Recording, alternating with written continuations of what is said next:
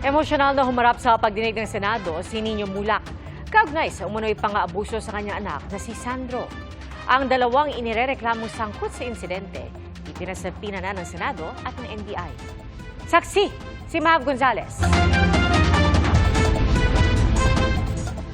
Hindi napigilang maiyak ng aktor na si Nino Mulak sa pagdinig ng Senado sa mga aligasyon ng sexual harassment sa entertainment industry. Masama ang loob niya sa dalawang nang abuso umano sa anak na si Sandro Mulak. Kaya talaga ako nasaktan nung kinuwento niya sa akin yung nangyari. Kasi para makita mo yung anak mo na nanginginig at hindi niya halos mahawakan yung telepono niya. Nung kinakwento niya sa akin, yung ginawa sa kanya, kahit sino naman sigurong ama or magulang, ganito rin ang mararamdaman.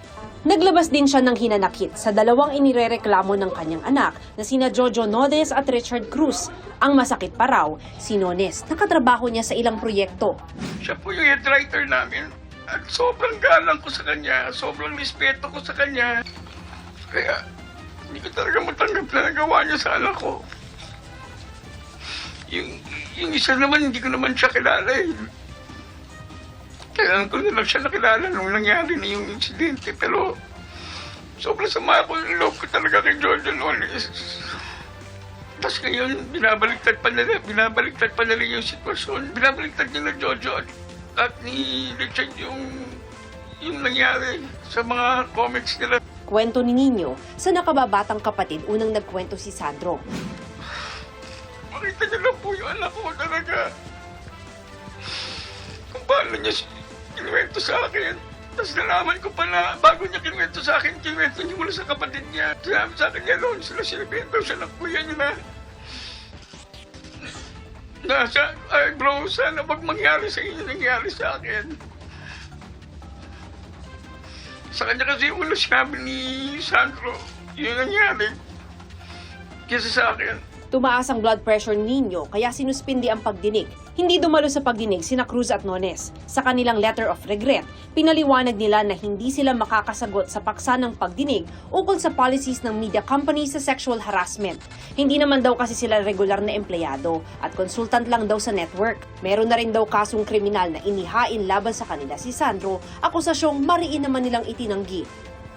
Statements that has been stated here in this letter are unacceptable. I just would like to give a piece of advice to these two gentlemen.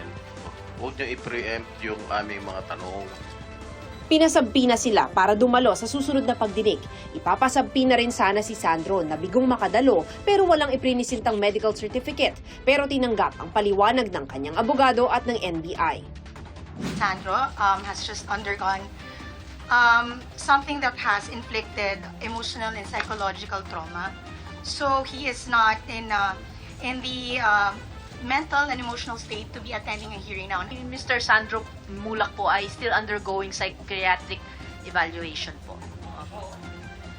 And psychological. So hindi po siya maaaring makadulog dahil advice po na ilimit ang kanyang pagsasalita tungkol sa mga pangyayari po. If you're going to invite Sandro here, baka additional pain na naman para abutin niya yan or whatever trauma na abutin niya. Ayon naman kay GMA Senior Vice President Attorney Annette Gozon Valdez, hindi regular na empleyado ng GMA Network sina Nones at Cruz, pero obligado pa rin silang sumunod sa mga polisiya ng network na nagsasagawa na ng sariling investigasyon. GMA does not condone. It also does not tolerate any acts of sexual abuse or harassment. We already submitted to the committee our code of conduct and our policies against sexual harassment and procedures against that.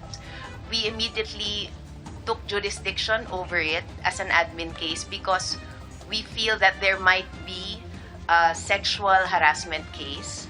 So what we did was we immediately issued a preventive suspension order to the two being accused by Mr. Sandro Mulak. And now we are waiting for their reply because, of course, we follow the procedures of due process.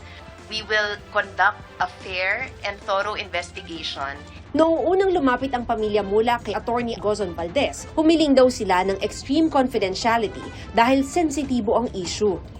Hinarap nga po yung inisalat sa akin yung, pero, at nag-apologize po sila sa akin. Nag-sorry sila sa akin, kaya ko kayong patawarin, pero kailangan pagbayaran niyo yung ginawa niyo. Nilinaw ng pamilya Mulak na hindi kasama ang GMA Network sa reklamo nila. Tutulungan niyo po ang hustisya. Hindi po si Sandro, ang hustisya na makuha po ang hustisya. Opo. Of course, Your Honor. Ayon sa NBI, sinapina na rin nila ang dalawang inirereklamo. Inimbitahan din sa pagdinig ang iba pang media network, kabilang ang ABS-CBN, TV5 at IBC13, pati mga talent agency. Siniguro nilang meron din silang mga polisiya sa mga kaso ng sexual harassment. Para sa GMA Integrated News, Mav Gonzalez ang inyong saksi. Mga kapuso, sama-sama tayong maging saksi. Mag-subscribe sa GMA Integrated News sa YouTube at para sa mga kapuso abroad, samahan niyo kami sa GMA Pinoy TV at sa www.gmanews.tv.